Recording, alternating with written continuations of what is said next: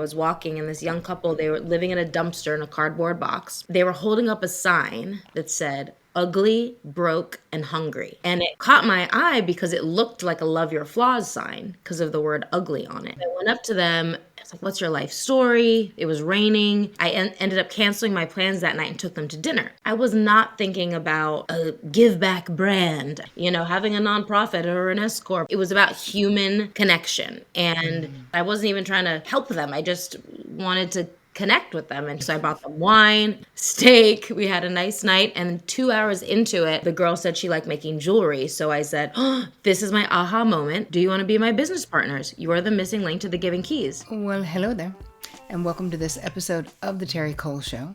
I'm so happy that you're here.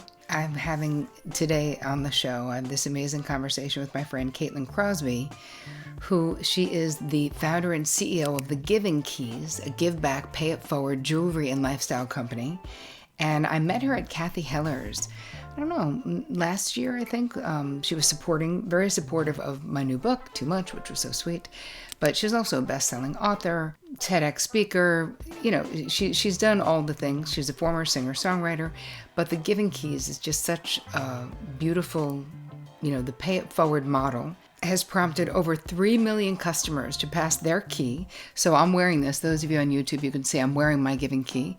She asked me what my word is. My word is free. So that is what is on this key. And the way you do it is that you have someone in your life. You'll know the right time when it's right, but who will need this more than I do. And when that happens, I will give them my Giving Key. We pay it forward, right? It encourages, it's all these encouraging words that you can put on it. But what it's doing is you're just giving it to someone who needs it more. And in doing that, she really started an entire worldwide movement. So, female-owned company. She started this 16 years ago. So she really is an OG, especially in the give back entrepreneurial movement. So this was an amazing conversation talking about her now being a single mom. And basically, how do you balance out doing all that she does and taking care of yourself, self-care, lots of ideas for entrepreneurs. I hope that you enjoy this interview with Caitlin Crosby as much as I enjoyed interviewing her. You guys, I'm so excited to welcome my pal Caitlin Crosby to the Terri Cole Show. Welcome. Hello. Thank you for having me. Sure Sister, thing. cousin, long-lost relative, something. I know we decided before we went live, those of you on YouTube, don't we look like we could be related? Don't we? Those of you not on YouTube, I'm sorry, but we actually, well, you'll see. We'll do promos where you can see we kind of look alike. And I take that as a high compliment, so thank you, my dear. Ditto. And we have matching necklaces, eyebrows, coloring, white shirts, inspiration behind us. We got the memo. We understood the assignment. All right, so many things to discuss with you. Let's just start with our entrepreneurship stuff. Before we even get into that, if you were a Marvel movie character, what would your origin story be? Like, what got you to here? Wow, I've never been asked that question, and I love it because one of my best friends is Captain Marvel. No way, for real? Yes, Brie Larson. Oh, and cutie. It's actually really funny because when I first started being a single mom and I was sitting on this couch over here and I was hearing noises outside and I felt scared. And I was never a fearful person. I would go up to every person on the street. I was never fearful. But all of a sudden, when I became a single mom, I was paralyzed with fear being home, hearing things, thinking people were going to break in all the time. And I grew up in LA, in Hollywood. I never had that fear. Right. And I saw Brie on TV doing a high kick in the air, like some kind of, badass move. And I texted her and her mom and I said, because her mom was a single mom and raised her as a single mom. And I said, this is so inspiring to me to see, because I know Brie in real life isn't necessarily like a jujitsu pro, but she became one for this role. Mm-hmm. And her mom was a single mom and raised that strong woman. And so I said, thank you for raising her as a single mother to be this strong woman. I need to kind of learn from you. And so I started taking jujitsu lessons from her jujitsu coach, Cecilina Gracie, and that helped me so incredibly much, just feeling empowered that even though that's not the beginning of my Marvel character story, it is in this chapter of life, kind of this scared, on my bad days, feeling like this kind of, I'm working on not having that victim mentality, which that's my default, but I have to fight to choose to not be in that headspace, and not be that scared girl on the couch, and learn some jujitsu moves to protect myself and my family. And But I get that it, answers the though. question. I don't know. No, it didn't. But that's okay. There's more. I'll ask you the question a different way because I Okay. like the answer anyway, right? So Yeah. it's like the feeling fear. I had a similar but different experience of after I had been held up at gunpoint, my husband and I had the most PTSD response after that, where I was afraid to be alone in my house all the time. I had a pit bull, didn't matter. I had we had a whole pimped out, security system. None of it mattered, right? Because the fear was living in my mind. And it was like having to, first of all, I can identify with that feeling of being afraid when you're not a fearful person, how debilitating it is. And for me, it made me so mad. I was so pissed. I was like, so this is how it's going to be? Like, I'm going to be afraid to be alone in my house? Like, I do not want this. Please tell me it's temporary. Of course, I was doing work. I was doing trauma work on what had happened. And it's a normal trauma response. And even just getting divorced, you can have a trauma response from getting divorced, even if it's not terrible, right? You're still changing your life. And there is something about being a single parent that can be the responsibility of children. Even when you have a co-parent, even if you're married, Right. can be overwhelming. So it totally makes sense. But did you ever think, right, in your life? So you grew up, you grew up in LA, all over different parts of LA. You were doing lots of stuff young. Started playing music young. You went to Beverly Hills High. You began writing songs with Babyface in high school. What? Yeah. Can we talk about that? Because nobody talks about that part of your story, but I want to. Oh, he's the best. But do tell, Yes. like, how did that happen? I guess also to bring in a little bit of your question, if I were to be a Marvel character growing up, when I was younger, I always just wanted to change the world. Like I was that girl. I was like went to church. I was the president of the evangelist club. I would edit videos and invite people to church like a weirdo. Like, I was like that in junior high and high school at an all Jewish school, and I, yeah. So that was always kind of my headspace. I grew up reading The Giving Tree was my favorite book.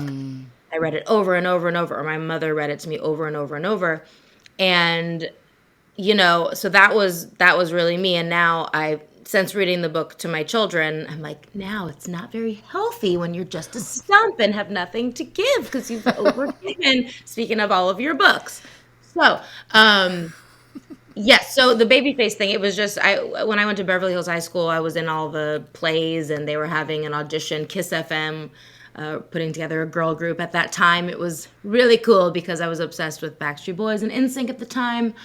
And I played the guitar, and yeah, so we did that with Babyface for 5 years. I was in a girl band with him, and then ended up leaving, went back to school, but then I signed to him separately as a solo artist and wrote a lot of songs with him. We wrote dozens and dozens and dozens of songs together for years and recorded a lot of songs. And yeah, he's an incredible person. And I love this story because whether you're writing a book, a screenplay, whatever it is you do for work, back then, before the Giving Keys even existed, he knew my heart and my guts and my soul from writing all these songs together. And I ran into him a few years ago, and I told him about the Giving Keys, and he said, "Whoa, that's so you." And I loved that Yeah. because it's like no matter what iteration we do in life, finding that thing that's so you and putting kind of your own heart into whatever the next career chapter is. But that's how it started. That's how my early days. Your journey. Okay, so I was telling the listeners at the top sort of, what you do, what you've done, but tell us a little bit about how you started the Giving Keys Yeah. and this is considered a give back brand, so to speak, because you give back. So just tell us, what was your motivation besides wanting to change the world? We get it. But how did this specifically get born, the Giving Keys? Right. So with Brie Larson, we did a horrible movie together years ago, and they cut up our faces and they kind of glued, so to speak, other bodies on us on the poster. And so we started a website called loveyourflaws.com with a Z. And when I was doing music, went on tour, was taking thousands of pictures of people holding up signs that said things like, my chemo fried hair is beautiful, my acne is sexy, cankles are the new black, my scar saved my life, all that. And I was obsessed with that. That was kind of my way to give myself therapy from growing up in Los Angeles. So my first album was called Flaws, and a song was called Imperfect is the New Perfect. So everything at the merchandise table said those words, that theme on all of the merch, the keychains, bags, t-shirts, all the things. And then when I was in New York passing through on tour, the hotel room key, I thought it was cool, put around my necklace, got compliments on it. And I was at a locksmith one day, and the person in front of me got numbers engraved. And I said, ooh, while you're at it, do you have letters? Can you engrave Love Your Flaws on this key? Since I was obsessed with the topic. So he did. And then I saw all these old used keys on the side. And I said, ooh, while you're at it, can you do hope, love, fearless, faith, all these positive words. This is 16, 17 years ago. So this was before, Tom's had just started, but there was no give back brands. That wasn't even a term back then. So we really are kind of the OGs, which I love. And I wasn't trying to start a business at all. I was genuinely just making art projects. So I started selling them on tour at the merchandise table, and then they started selling out more than my CDs. So I was like, okay, getting the clue from the universe. So little by little, I came up with this pay it forward concept. Get a word you need, but then pass it on, pay it forward to someone you feel needs it more than you. You'll know when. And then people started writing me on MySpace at the time saying, so-and-so was about to commit suicide. I gave them my key. So-and-so was going through a divorce. Gave them my key. So-and-so's lost their job. Gave them my strength key, courage, brave, blah, blah, blah. So I was like, okay, I need to make a website so it's not my mom and I reading MySpace messages and crying all the time. Made a website. I knew I wanted the money to go to charity. And I met this one couple experiencing homelessness on Hollywood Boulevard one day. I was walking, and this young couple, they were living in a dumpster in a cardboard box. And they were holding up a sign that said, ugly, broke, and hungry. And it caught my eye because it looked like a Love Your Flaws sign because of the word ugly on it. So I went up to them. I was like, what's your life story? It was raining. I ended up canceling my plans that night and took them to dinner. I was not thinking about a give back brand. I was not thinking about starting a company or, having a nonprofit or an S Corp or whatever. It was about human connection and genuinely soul to soul, heart to heart, person to person, caring about this person. I wasn't even trying to help them. I just wanted to connect with them and hear their story and buy them some food, because if I were them, I was hungry and would want some wine and steak. So I bought them wine, beers, steak. We had a nice night. And 2 hours into it, the girl said she liked making jewelry. So I said, oh, this is my aha moment. Do you want to be my business partners? You are the missing link to the Giving Keys. So little by little, I started paying them to engrave all the words on the keys. And they started saving up enough money. I just hustled and got them into stores and birthday parties, events, and selling them on little tours, not big tours. And they saved up and they got their own apartment. Long story short, we ended up employing over 150 people that were trying to transition out of homelessness to make everything over the last few years. Wow. That's unbelievable. So for you, first of all, I just need to know, in that moment, you're sitting there having dinner with this couple that's homeless. They go, I like making jewelry. And you're like, let's partner. What made you take that move, right? Like what gut? What was it? It was gut. It was, I think some people I call it a piezometer. Your piezometer, your gut, your intuition, God, universe, whatever. I think I knew how special the keys already were because of the stories. It was like they were these magical healing keys, healing people in these really intense, hard points in their lives. But I knew there was a missing link for a year. And I thought, okay, my friend, I had a few friends that had nonprofits, so I could have been like, oh, 10% goes here, 10% goes to help. My best friend had a nonprofit about human trafficking, and I was super close with her, boots on the ground. We were in brothels with girls, hotel rooms. Like I was up close and personal with that. Easily could have partnered, proceeds going to that, which would have made sense, quote unquote. It would have been on brand. But I always love encouraging people to not settle when you just feel like it's not the right thing. Like there was a missing link. It wasn't right. It was like, no, that's not it. That's not it. And so I would kind of use self-control to not commit to whatever the Right. charitable aspect easily could have been at that point. And then when I met them, it was just like everything in me was just like ding, ding, ding. This is it. You are them. I mean, so Wow.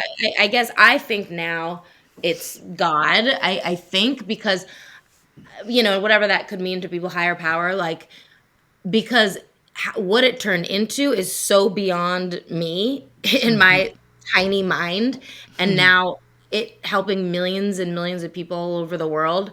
It can't just be this one random. It Right. just feels too random to have helped that many people when I'm not that. I'm not that. I couldn't have come up with that on my own. Right. Like so divinely guided and inspired. Yes, yes. Yeah.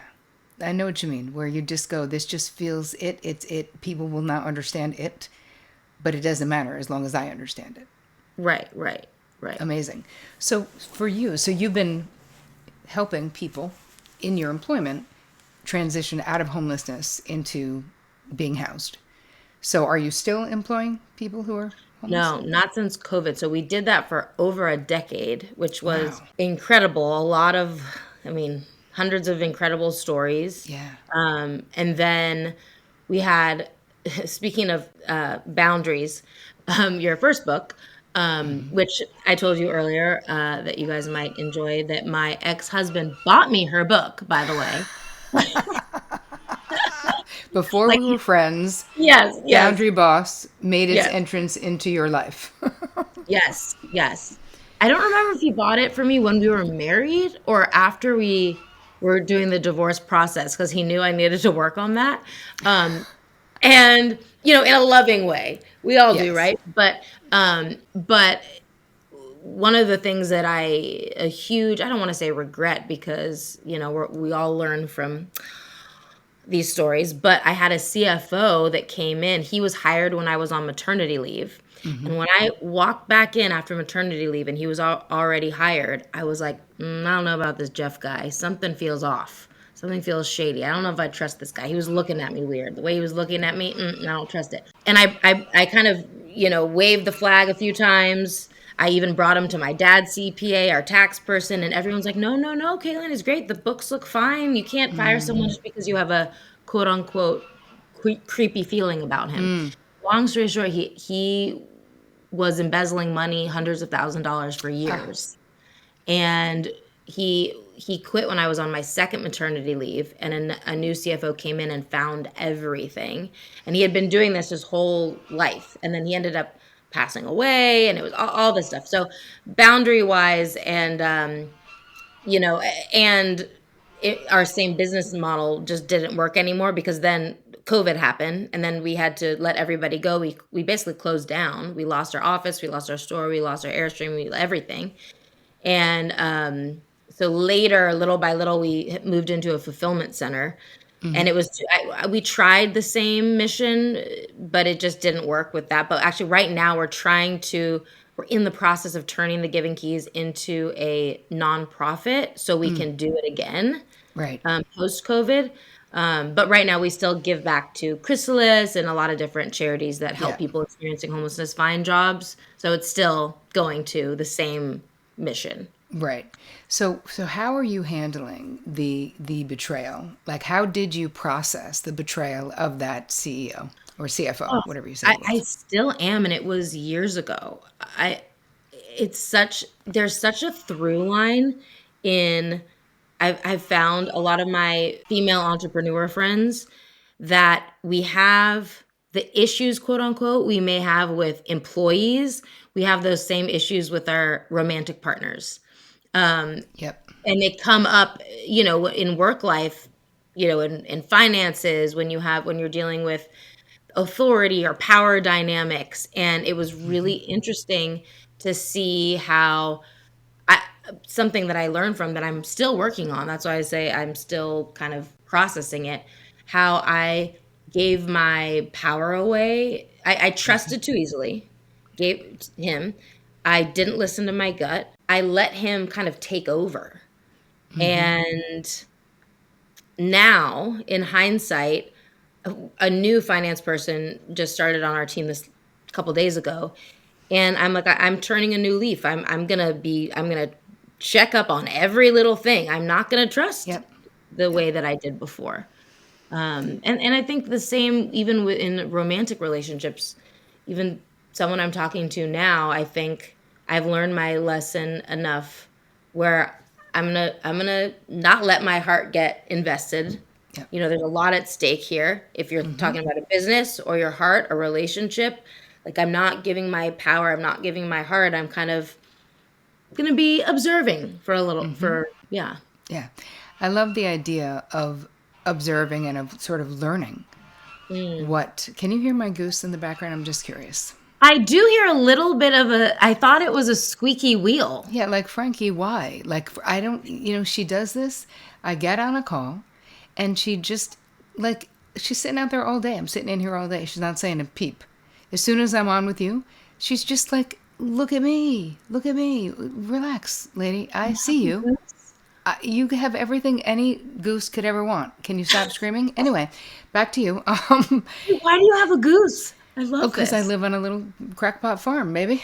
I love I have geese, I have chickens, I have a rooster who's not as loud as Frankie is right now. I have a dog, I have a husband.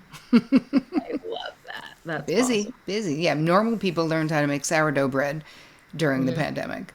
I somehow ended up with a farm. I don't know what happened, I love that. but better than sourdough bread. But anyway, I love the idea of slowly sort of just going, I'm going to take my time, because part of the people pleasing thing and the disordered boundary thing is it feeling like we have to like acquiesce to others, or that we have to make sure that nobody has a negative thought, or I don't want them thinking that I'm thinking that they're doing something shady. Here's the thing. What they think about what they're doing is their side of the street. What I'm doing is my side of the street. And let them, right? Let it be whatever it is. If the person is trustworthy, they won't mind, right? If someone that you're dating is normal and not a narcissist or some other cluster B personality nightmare, then you being slow and taking your time, they'll respect that. They'll be able to. Something with, unhealthy relationships, especially when they start fast and furious, is that especially with narcissists, and obviously not everyone in the world is a narcissist, but there's more about it out here now than usual, but where there's an accelerated timeline, where they are artificially accelerating the timeline of the relationship. They're future pacing their ass off. Like, well, next summer I was thinking maybe we should get a house on Fire Island, or we should, you know what I mean? Where you're like, hey. That does sound nice. I'm open. You're like, is that wrong? Here's the thing. There's nothing wrong with them doing something thoughtful, but they don't need to, like trap you into going to a wedding with them in 3 years from now, because again, there's so much of that love bombing action that can happen. So I always say to my clients, if you're wondering, right, if you're feeling overwhelmed, even if it's wonderful, like you're having an amazing time with someone, tap the brakes a teeny bit. And if they're normal, they'll respect the tap. If you tap the brakes a teeny bit and they're a narcissist, they will fucking lose their shit. They will be like, I cannot believe how ungrateful you are. They'll be, my feelings are hurt. I thought we felt the same way. I thought we had a future. Like, it'll be super dramatic and over the top. Yeah, that's not attractive to me. No. Back to entrepreneurship briefly. So we're both entrepreneurs. We're both building our empires and doing our thing. For you, what have been sort of your struggles being a woman, being in this position, doing what you're doing, also looking the way you look? And this is not a bad thing, but you're a beautiful woman. And I have to say, there's something to be said, like comes into a room with you, And so there can be preconceived notions about you because of the way that you look or because you were an actor or whatever. So what has your experience been? Yes. Also something I am currently working on as a 42-year-old woman, that I realized this kind of younger version of myself that would walk into audition rooms to please everyone and tap dance and be on and make them like me or make them choose me in a room. Yeah. Oh, I carried that into when I was an actual boss. And I started doing that with my employees. Yeah. And I would see other bosses talk to their employees in a certain way with authority. They would carry like power and they would command respect. Yes. And I realized I wasn't doing that. I was the opposite. This was years ago, but I saw myself falling into it this last year and I caught myself. But years ago when I had a lot of employees, not our employees that were experiencing homelessness, it was the kind of millennial sales girls, Yeah. Yep. And I fell into this trap, not a trap. I fell into this persona in the office of me constantly complimenting them in everything they're doing.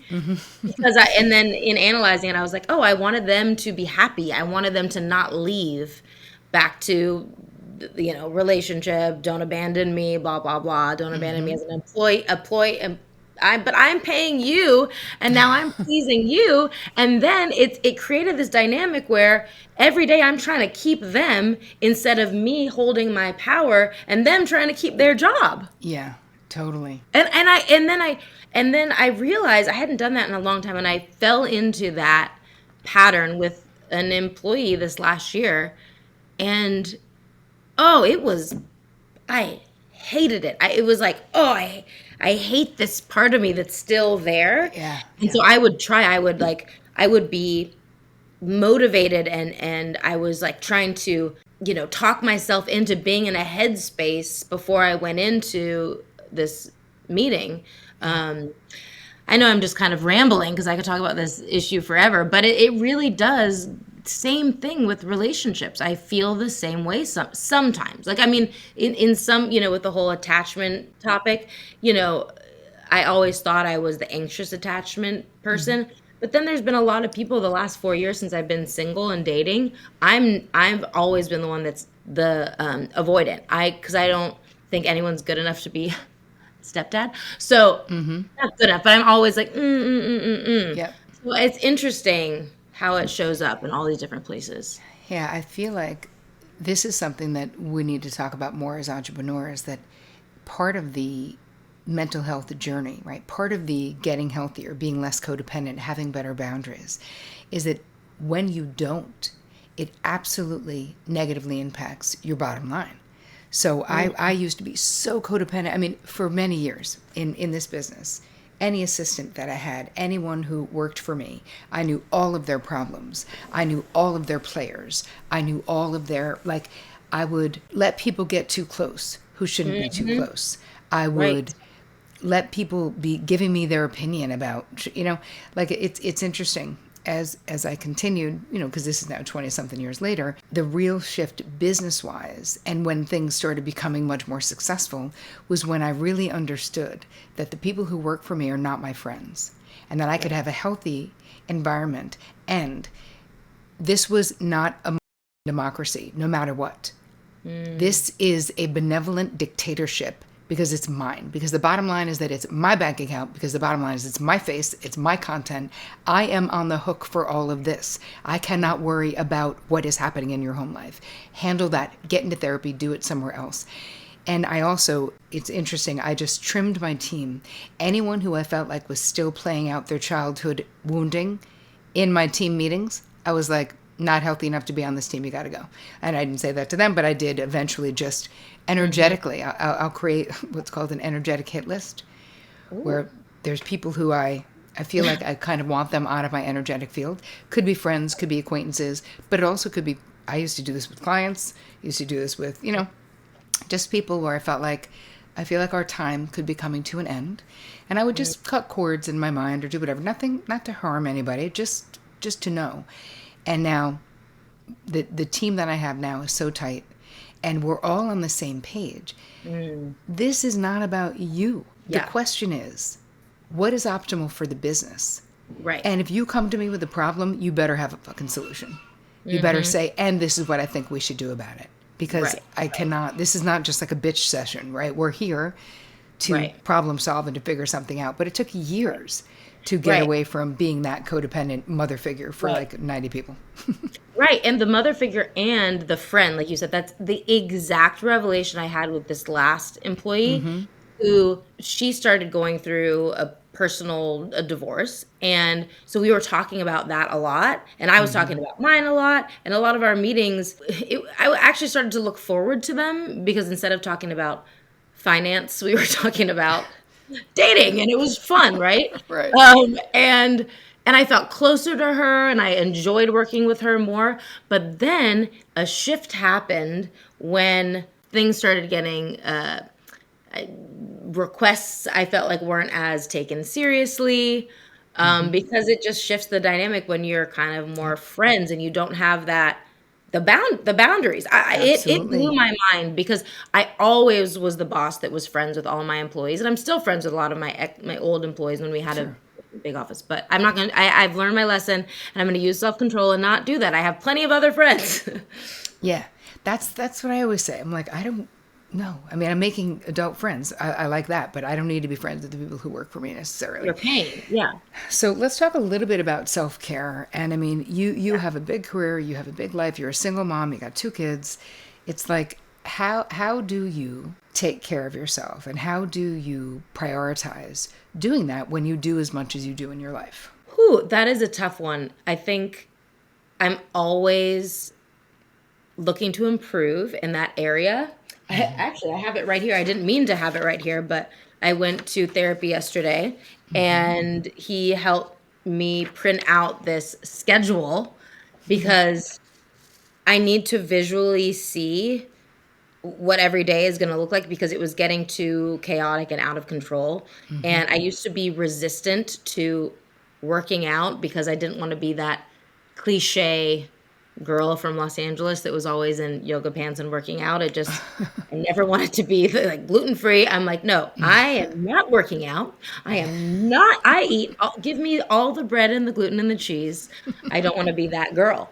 But as I've gotten older, I realize, wow, actually I feel so much better after I work out. Yep. And it's such a mental thing and I feel empowered. Yesterday I did this Pilates Plus, and all over the wall it says, I am determined, I am inspired, I am this, I am that. And I'm like, yeah. And I just felt so much better. And before I was in a cloud of stress and anxiety and emails and brain blah. And then I felt, incredibly better after. So I think, I still am embarrassed to say working out. I still am like, I'm working out, but it really does help. I have all these apps. I love the Calm app. I love this one called Mama Zen. That a lot of parenting little meditations. I love the Hoffman Institute on Instagram live every morning at 8 a.m. and 6 p.m. Every 8 a.m. they do like a quadrinity check-in of all the different sides of yourself. It's only 10, 15 minutes long. Your physical, your spiritual, emotional, something else. And then at 6 p.m. gratitude and whatever. There's little self-care things I do all day long. Like I went to a workout class and the guy was saying, you have to say mind over matter, mind over matter. I can and I will. I can and I will. And I did not like this workout class. I was like, get me out of here. But I started saying that to myself, and I was going through a super stressful situation with a work deal. And the next day I remember feeling like I cannot take this stress. Like, I need to have a GABA vitamin from Whole Foods. I need some help. And I was like, it rang in my mind what the workout instructor said. And I was just saying, I can and I will. I can and I will. And I was walking, I took a walk around this park near my house. And also to take the pressure off all of me carrying the weight of the world and my children, providing them for them by myself. It just feels so too much sometimes that I also, for me, I was like, I can and I will, but also God can and God will. God can and God will. I always say the serenity prayer, grant me the serenity to accept the things I cannot change and the courage to change the things I can, and surrendering. If I'm doing everything I can do, I have to surrender the rest, you Right. know? And I wrote this little note to myself during that same week. I'm not going to let myself think negative thoughts today. So I do a whole lot of self-care things like that. And they're I cheap. love. That's I free. was going to say that they cost no money, but actually, the fact that you do it throughout the day, it makes such a difference in what you experience. Because when you think about what you're doing, you're bringing yourself back to this present moment. Because so much of when we're worrying or when we're feeling like we're in a cloud is because we're like catastrophizing. We're like, well, what if this happens? Then I'll do that. And what if that happens? Then I'll do this. And it's like bringing yourself back to this present moment. I didn't know that about the Hoffman Institute. So you guys will put some info in the show notes for you if you want to do any of the self-care stuff that Caitlin's doing, because I do. I mean, who doesn't want, like, you can bookend your day Yeah. with checking in and gratitude. Like, that sounds amazing.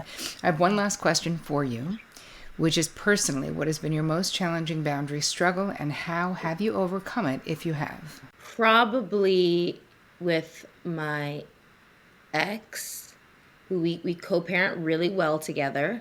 We're good friends. He's an amazing coach, amazing father. But probably not necessarily physically, where though I can work on that too, because we share a lot of space. But emotionally, not letting myself get kind of emotionally swept away in whatever the issue or conversation or topic is, whether it's about kids or finances or taxes, or times or emails. There's just plenty of things to talk about. But I think I need to continue to work on the boundary not being what we can't force them to do anything, right? It's about our own boundary, what we're going to do. So Yep. not necessarily removing my body more, but putting that kind of detachment up on my Yep. heart, not letting Yep. it penetrate and sway my emotional meter. Yeah, oh, it's so good. And it's such a, what you're talking about is such a challenge because when we go from being married, co-parenting, being a family, you're still a family, of course, you're just co-parenting and not no longer married, but to the person that you were codependent with, and now you're co-parenting and trying not to be codependent with them, where their problems don't become your problems emotionally. Yeah. And it's that takes time. So I can see that as a struggle. I love by the way, you guys, this is the end of the interview, but I need you to see my giving key that Caitlin sent me, and I love it so much. So I'm going to wait until the right time to pay it forward. My word that's on here says free, and it's so beautiful. Those of you guys can see how pretty it is, and you can wear it really short or you can wear it longer, right? I love that choice, and I can't wait to let you know who. I already have someone in mind, but I'm going to wait to make sure the perfect moment comes when I'm going to gift this to them. And you guys, all the information for you doing this will be in the show notes. How can you support this type of an unbelievable company and do something for yourself? Because just me wearing this, as soon as I got it, I've worn it every day since it came. I love it. Oh, really? I love that. Yes. And it reminds me, right? Because there was no hesitation on what my word would be, because freedom and free, that is as my friend Danielle Laporte would say, that's my top core desired feeling, is being free always. But I also want that for other people. And I'm thinking about who in my life doesn't feel free and who could use a little strength toward their own freedom. So thank you so much for this. Thank you for all the work that you do. I super appreciate you. And I can't wait to see you the next time I'm in LA. Yes. Thank you so much for having me on. I love your brain and all of your topics and everything you talk about and stand for. And it's an honor to know you. Thank you so much. Sure.